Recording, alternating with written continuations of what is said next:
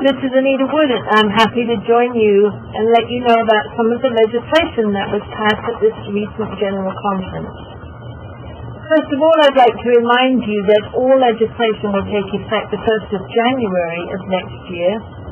That is, unless it had something in it that indicated it was to take place immediately following General Conference. But nothing that we found on the Board of Ordained Ministry Matters has that legislation in it. Now, there's some legislation that has been called into question, and we'll deal with that in a little while to tell you what's happening there.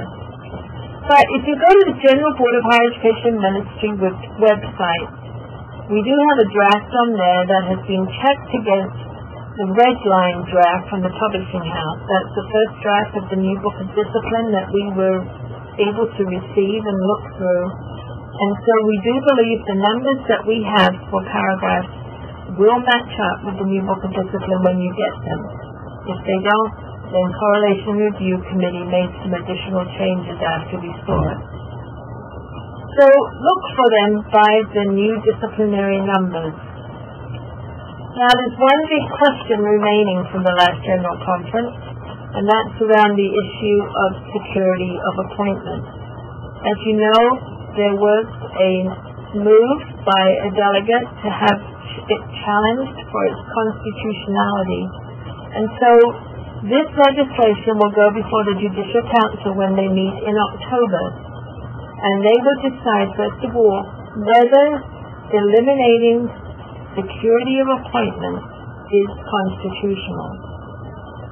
Now, in addition to that question, what's being discovered is that there are two paragraphs that may be contradictory, as some would say, others that give different information. Whatever they are, how they will come into being and play out against each other is something that the Council of Bishops will be looking at in their fall meeting, and that is just after the Judicial Council meeting. What they need to look at is paragraph 337.3, which is where the new language from the ministry study was placed regarding those who do not receive an appointment. It does include the possibility of a part-time appointment or the possibility of being placed on transitional leave. But what was not dealt with was paragraph 334.1. This is still retained in the Book of Discipline and does have the language in it that every effective elder in full connection who is in good standing shall be continued under appointment by the bishop. So how those two will be able to exist side by side is the question the bishops will be discussing. We will certainly give you updates as we receive them on this legislation. So let's look at some of the other changes, and you have received many of these in e-newsletters that have come out of the Office of Candidacy, and we do thank Meg for doing that. First of all, group mentoring is to be arranged wherever possible, and this is in order to encourage those entering ministry to ask questions together, to meet with each other, to form collegiality as a group as they look at and discern their vocational call into ministry. There's a new position on the board, the Vocational Discernment Coordinator, and I imagine that in most instances that person will be very involved with that first meeting that's called Orientation to Ministry Events that we are asking for in paragraph 311. This, once again, is an opportunity for candidates to meet each other, to raise questions, and to get an understanding of the various forms of ministry, so that those who may not, at this point in their discernment, made a decision about whether they are seeking elders' orders or deacons' orders, or whether, in fact, they are looking to become a local pastor, can hear the various forms of ministry and meet one another as they talk about those together. Paragraphs 310 through 312 have been reordered in order to make them, as one would say, user-friendly They have the requirements for candidacy and sequential order, and we hope that you will benefit from the changes that are in there. One education change I'd like to make you aware of is that when you are considering an exception to an undergraduate degree, that is a process that you have in consultation with your Board of Ordained Ministry and with GBHEM as we look at whatever the needs are for that individual and discuss that together. There's some legislation around local pastors. First of all, student local pastors is a term that was reinstituted at this General Conference. As you can see, the definition there is that in a conference other than the conference in which they are certified candidates, a student can be a student local pastor. This is for those in seminary beyond the bounds of their own conference and serving somewhere else. We wanted to make it clear about what their responsibilities were to the conference in which they are being given a license as a local pastor, and then their home conference where their responsibility for candidacy is, so that they are clear that they are two distinct conferences to which they relate and what their responsibilities are to each of those. Then in 318.5 and those others, you can see that part-time and full-time local pastors who've completed the course of study may serve on the district committee, and 2 associate members for full-time local pastors who've completed course of study may serve on the Board of Ordained Ministry, and both of those will serve with voice and vote. And then local pastors who are part-time, as well as those who are full-time, may now serve as candidacy mentors. There are a few changes that affect those in provisional membership. First of all, there are some changes in the questions being asked as they come for ordination.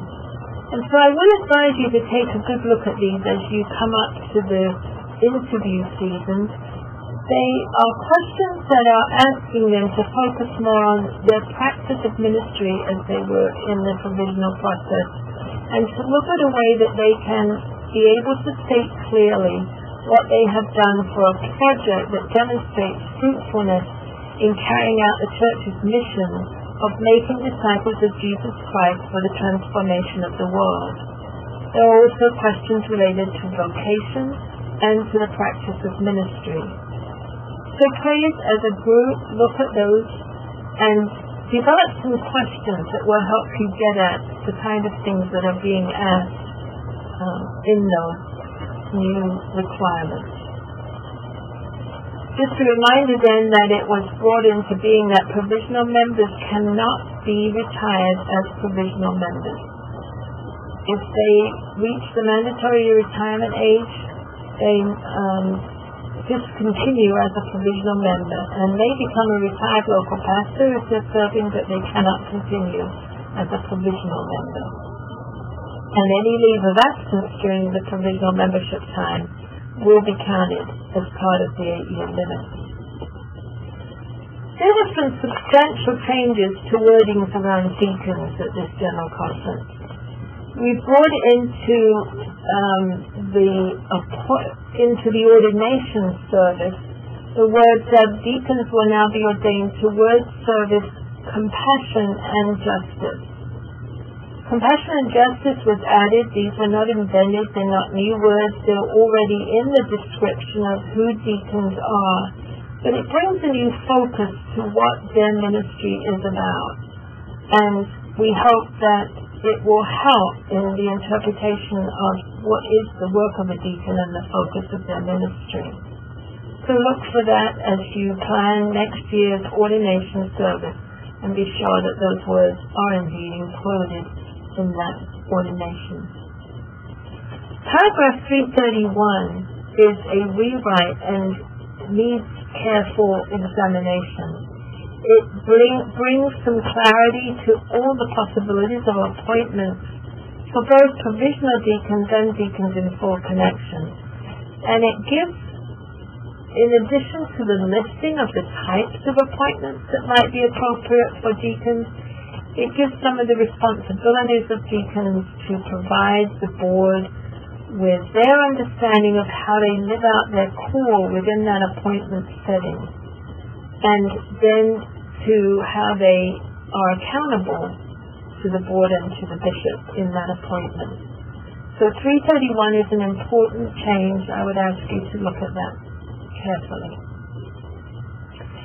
I would also say that I know there was quite a lot of publicity around the termination of secondary appointments at one point that was being proposed, and that was retained. So secondary appointments are still required, and that's still in paragraph 331. And then termination procedures for deacons, consultations and appointments continued for 90 days after that conversation. So look at that and the changes that are in that, and be sure that those are carried out within your conference. There was a great deal of work done on the revision of the complaint process. It has eliminated the Committee on Investigations.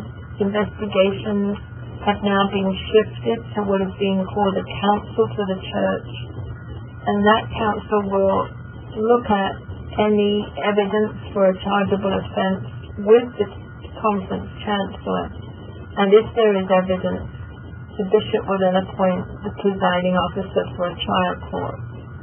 So if it's not found that there is sufficient evidence, they will bring a recommendation to the bishop to dismiss the matter. There is a lot of change included in the discipline around complaint process. It is detailed and it demands a great deal of attention. Whoever in your conference deals with that, I would recommend they look at that carefully, and we will certainly be dealing with it in more detail in other settings. Some of the other changes in regards to leave. Many conferences have had a conference relations committee, and we are asking that every conference now be sure that they have such a committee from their board that can hear the request for changes in leave and in their status of persons in ministry. You will notice that in 354, the transitional leave paragraph has been totally rewritten. This gives the procedures for persons who might be put on such a leave if there is no longer a security of appointment. And it's also applying to deacons who might be between appointments and to persons who've been in extension ministers who are seeking an appointment within the local congregation. So that once again is another important paragraph to look at. And then 358, you may remember this is incapacity leave. The title has been changed. It's now medical leave due to medical and disabling conditions which prevent performance of ministerial duties. There are a few changes in that, and once again it's something that needs to be looked at by those who meet with persons who seek to go on such a leave. Paragraph 361, named Administrative Location, is a paragraph written for those who might be placed on such a leave because their effectiveness has been called into question. It sets the procedures for the bishop to carry out in such an instance. So, again, an important paragraph. Please take a look at these as you look at those persons who might be changing their status. Well, General Conference, many said, didn't do very much, but as you can see, there certainly were a lot of changes that affect our work and your work as you seek to lead your Board of Ordained ministry. We're here to serve you in any way we can and to help you get your work done. We have many training events planned and webinars, and we know that there's a lot of information there that we hope that we can impart to you and help you in your work. So please think about being a part of all the activities that we have planned. We seek to be here to respond to you as you call or email, but do give us a little time to do that. We have experienced budget cuts and staff cuts, and we're doing our best. But we do like to hear from you, and we hope that we can help you as you seek to serve those entering ministry. May God be with you in the work that you do, and thank you for all that you do for those who seek to be faithful to a call.